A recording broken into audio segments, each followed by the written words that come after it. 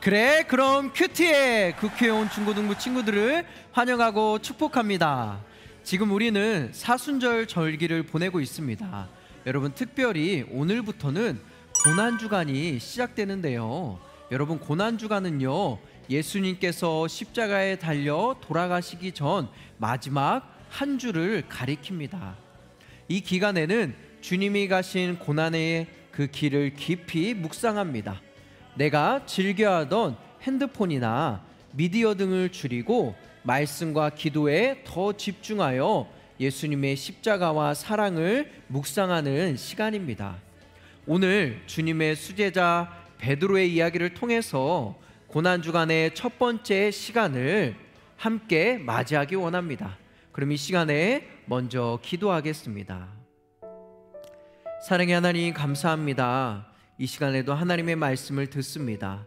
하나님, 우리의 마음을 하나님께 온전히 향하게 하시고 말씀을 읽을 때 깨닫는 지혜를 우리에게 허락하여 주시옵소서. 하나님의 말씀을 듣기 원합니다. 주님, 우리에게 말씀하여 주옵소서. 예수님의 이름으로 기도합니다. 아멘.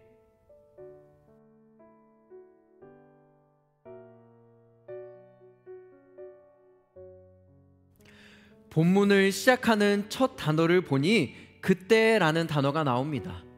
여러분, 큐티를 할 때요, 때를 나타내는 단어가 나오면 주목하고 살펴봐야 합니다. 그때는 언제인가요? 전날 큐티 마태복음 26장 57절에서 58절의 말씀을 보면 이렇게 이야기합니다.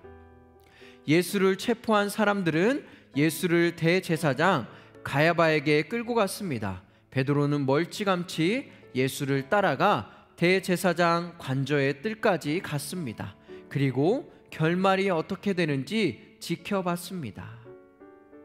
본문이 말하는 그때는 예수님이 사람들에게 체포되어 끌려갔고 베드로는 이 모든 것을 숨어서 지켜보고 있었음을 가리킵니다. 이때 한 하녀가 베드로에게 다가와 묻지요. 당신도 갈릴리 사람 예수와 함께 있던 사람이군요. 베드로는 뭐라고 대답하는지 우리 함께 볼까요? 나는 네가 도대체 무슨 말을 하는지 모르겠다라고 말합니다. 그 사람의 말을 부정합니다. 그런데 여기서 끝나지 않죠. 두 번째, 베드로가 의심받자 베드로는 나는 그 사람을 모르오라고 답합니다. 여러분, 이제는 예수님을 부정합니다. 마지막 세 번째를 주목해 봅시다. 얼마 지나지 않아 그곳에 있던 어떤 사람이 베드로에게 당신도 그들 중 한 사람이 틀림없다라고 이야기합니다. 그때 베드로는 저주하며 주님을 부정합니다. 베드로가 주님을 부인하는 순서를 한번 보세요.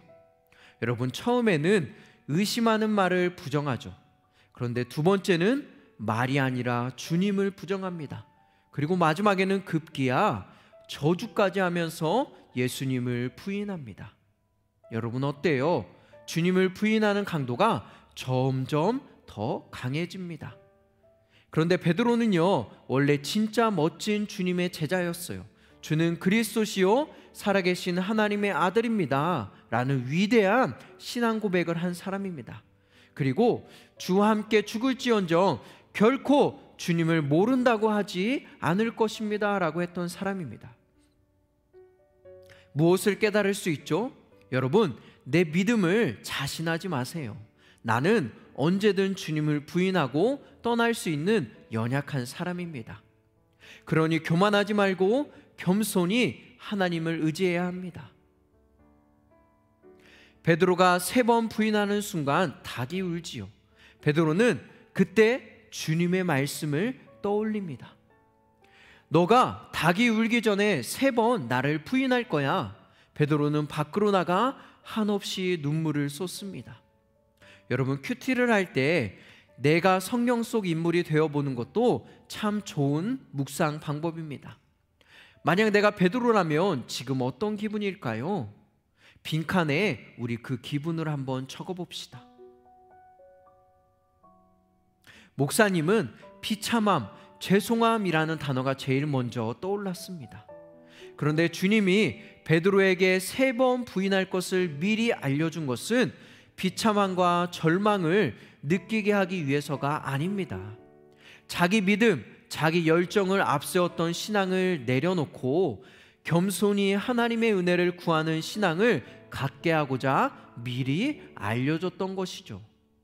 베드로의 눈물은 죄를 뉘우치는 회개의 눈물이자 자신의 믿음이 얼마나 연약한 믿음이었는지를 깨닫는 깨어짐의 눈물이었습니다.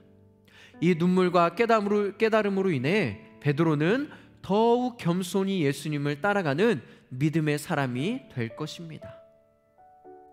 죽을지언정 예수님을 절대 떠나지 않겠다고 호언장담했던 베드로는 3번이나 주님을 부인합니다. 혹 나도 이런 모습으로 살고 있지 않나요? 나는 주님을 모릅니다 라고 답하는 것뿐만 아니라 말씀이 아닌 내 마음대로 사는 것 또한 여러분 주님을 부인하는 삶입니다. 내 삶에서 예수님을 모른 척하는 모습이 있다면 어떤 것이 있나요? 그렇게 하지 않기 위해 나는 어떤 노력을 해야 할까요? 두 번째, 지금까지 자신의 열정과 믿음을 앞세워 주님을 섬겼던 베드로는 3번 주님을 부인하는 것을 통해서 자신의 모습을 돌아보고 회개의 눈물을 흘렸습니다. 내 힘, 내 열정으로 하는 신앙은 여러분 조금만 힘들고 두려운 일이 생기면 와르르 무너집니다. 이제 내 삶의 주도권을 예수님께 맡기고 오늘을 살아갑시다. 오늘 이 자리에서 예수님과 함께 살기 위해 나는 어떻게 해야 할까요? 한 주간 생각해보고 우리 함께 실천해 봅시다. 그럼 이 시간에 함께 기도하겠습니다. 사랑의 하나님, 이 시간에 베드로의 모습을 통해서 나의 모습을 봅니다.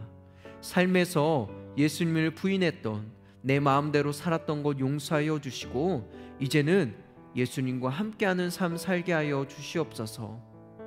내 열정, 내 신앙을 내려놓고 예수님을 의지하며 예수님께 내 모든 것을 맡기며 나아가는 우리의 삶이 될 수 있도록 인도해 주세요.